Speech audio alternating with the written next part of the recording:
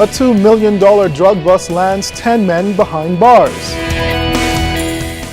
More arguments in the sentencing hearings for 3 men convicted of killing a cop 14 years ago. And the labor minister dissects the rise in unemployment. The National Report starts now. Now in HD.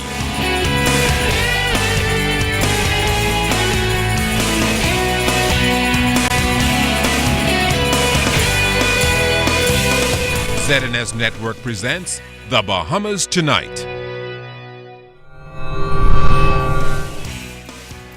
This segment of the news is brought to you by BTC, powered by Lime.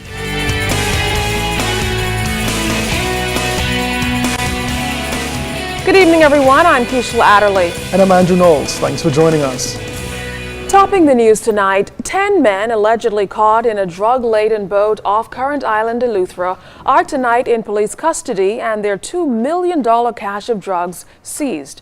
Commander of the Drug Enforcement Unit, Superintendent Samuel Butler, says Drug Enforcement Unit officers and OPAT officials began chasing the suspects near Gregory Town when their fuel and their luck ran out. When officers apprehended the men, they say they found more than 2,000 pounds of marijuana, believed to have originated in Jamaica and bound for the United States. Cyan Thompson has more on the investigation.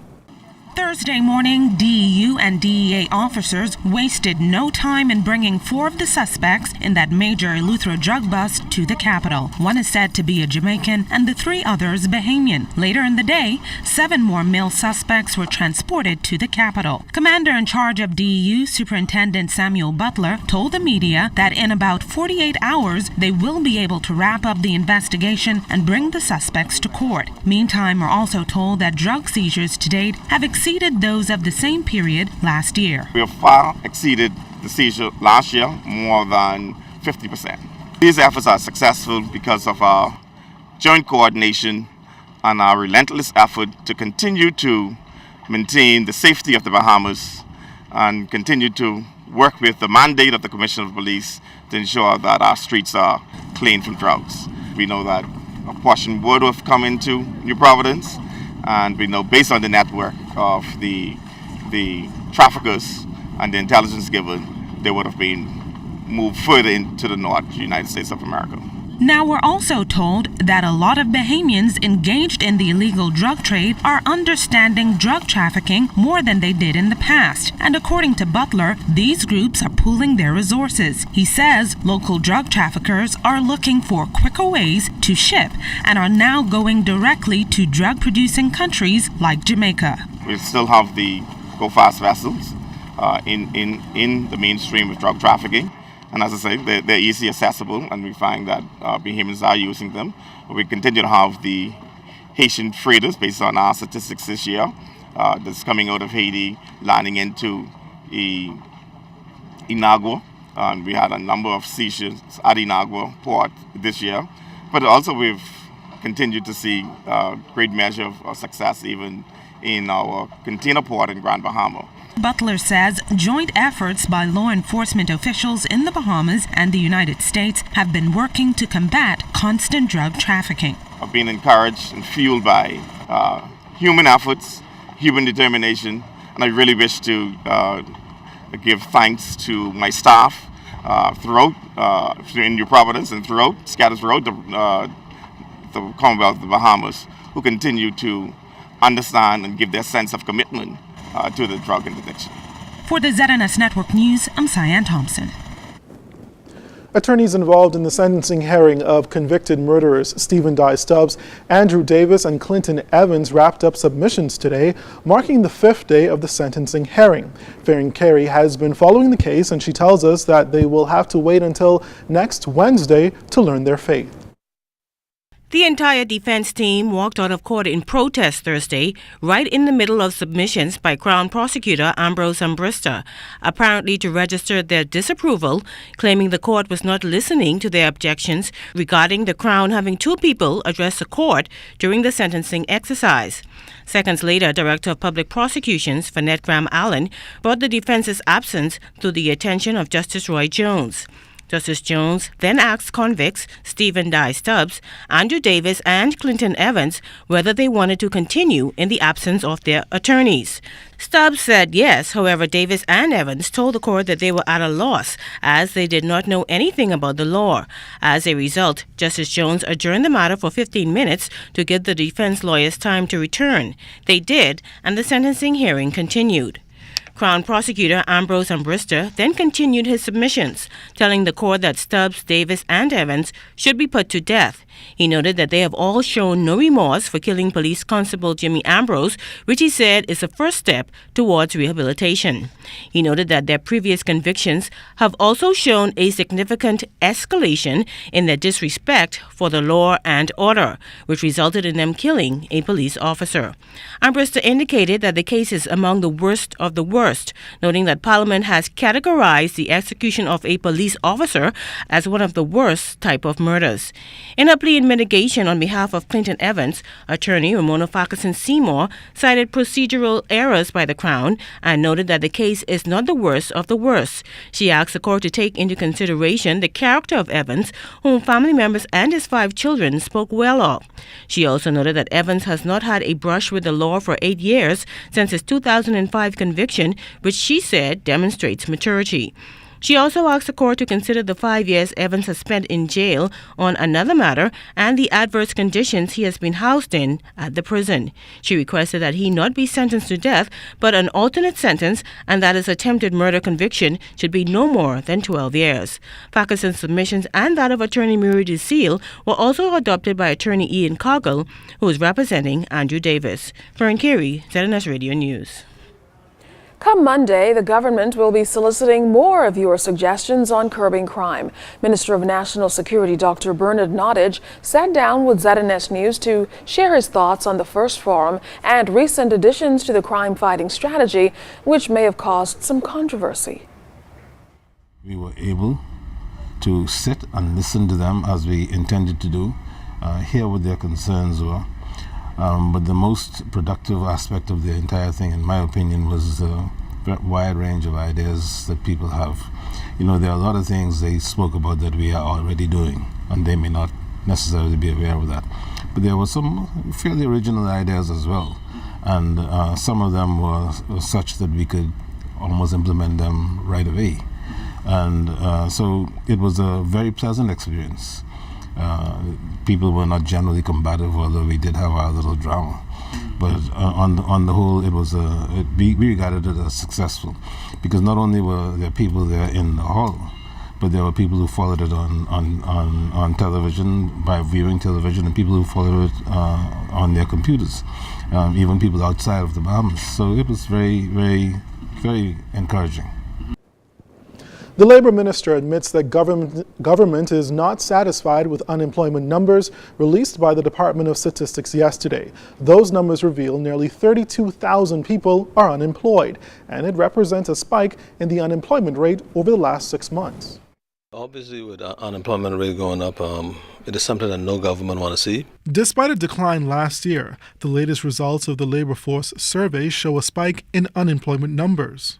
The unemployment rate for the country is now at 16.2%, and that is an increase from the last one conducted in November 2012, which stood at 14%. That means just under 32,000 people are without jobs. Here in New Providence, the unemployment rate swelled from 13.1% to 15.9%, while Grand Bahama's rate jumped to 19.5% from 18%. The survey also shows that the labor force grew by 3.1% to 195,660 since the last survey in November. Statistician with the Department of Labor, Cipriana Winters, notes, however, some positive indicators like the significant decrease in discouraged workers.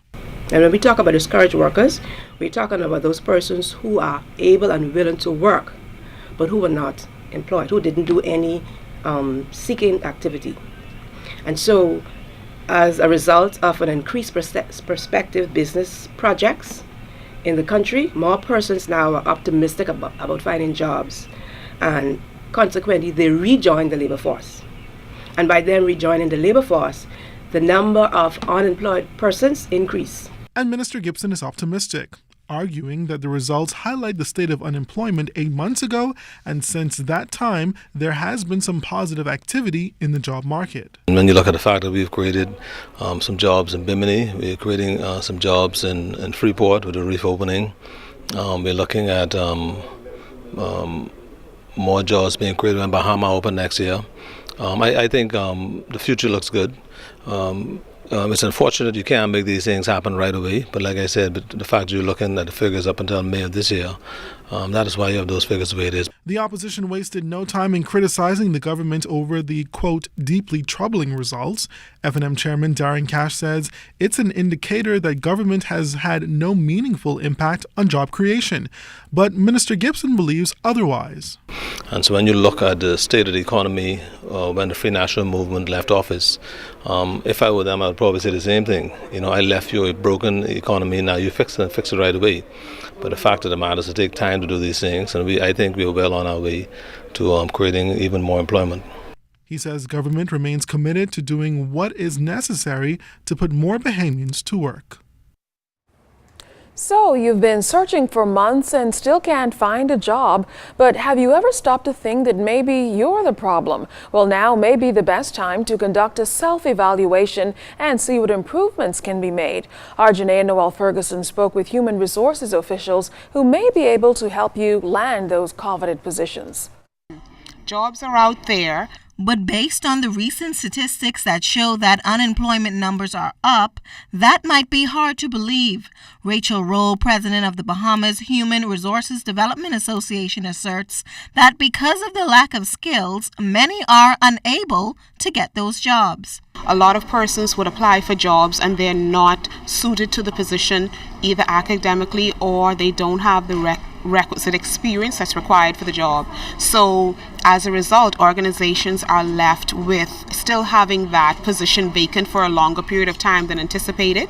So I would say that we need to ensure that persons are skilled for the positions they're applying for and be selective. With unemployment numbers on the rise, human resource officials are reminding job seekers that while technical skills are important, soft skills like interpersonal skills and communication skills are equally important when trying to find a job. So it's soft skills that we're working on. We need people that are able to interact with each other on the job, have those negotiation skills, the conflict resolution skills. Those are the focuses that I think HR professionals are looking at now. That separation of how I act personally versus professionally still becomes a little bit of an issue. Part of it is a generational thing and some of it is culture. But we need to start to, as I think HR professionals, but overall as a country, look at how we prepare those persons a little bit more when they enter the market. This news may be discouraging to some who are willing to work but are unable to fill the mold. And without the proper training and certification, the sad reality is it may be even harder to enter the workforce. You have persons that can actually do the work, but when it comes to actually having that skill, being able to have that qualification, that's really the problem. So that's one of the things that I think we really need to tackle, and that's what BHRDA is doing. We actually we go into the schools and we do the workforce readiness program, so we let students know that are coming into the workforce what they need to equip themselves with to prepare them for the work environment, so it will be an easy transition. Job seekers are advised to research various career paths, work on improving their academics, and put their attitudes in check to be a viable candidate for any job. Janaea Noel Ferguson, ZNS Network News.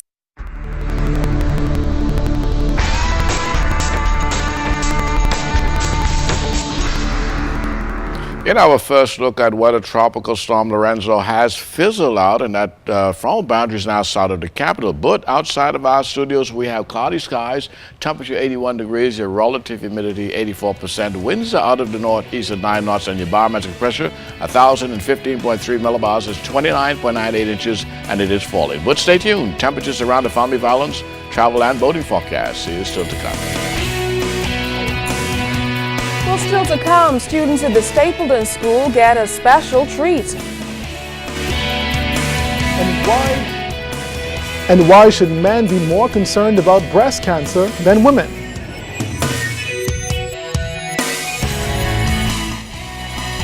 This portion of the news is brought to you by Shell Helix Ultra. Performance you can see.